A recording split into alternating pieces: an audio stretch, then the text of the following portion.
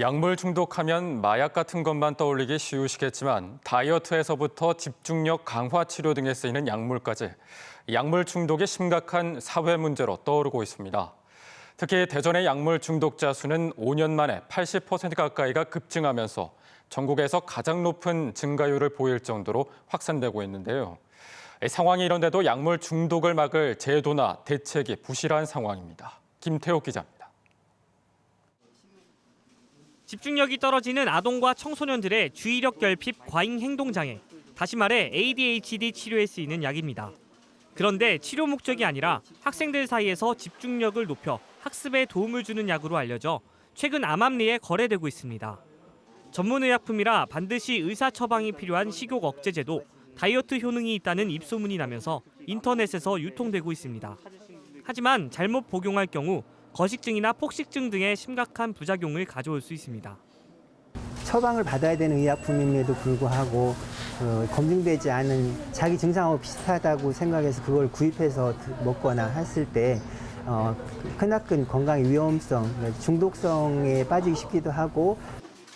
이런 의약품들의 더 큰 문제는 중독성이 높아 바로 약물 중독으로 이어질 수 있다는 점입니다. 지난해 대전에서 약물 중독으로 치료받은 환자는 약 800명.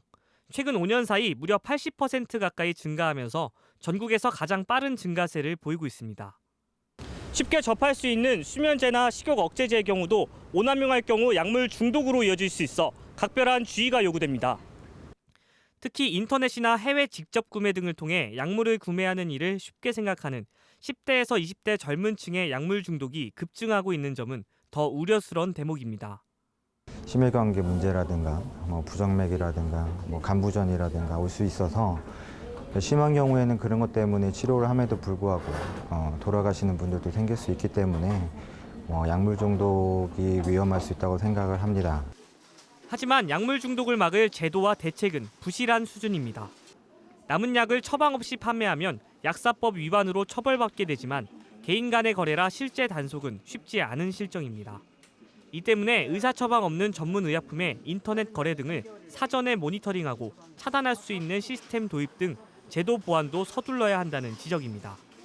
이에 더해 전문가들은 부적절한 약물 복용 여부를 확인할 수 있는 의약품 안전 사용 서비스 DUR을 적극 활용할 것을 권장하고 있습니다.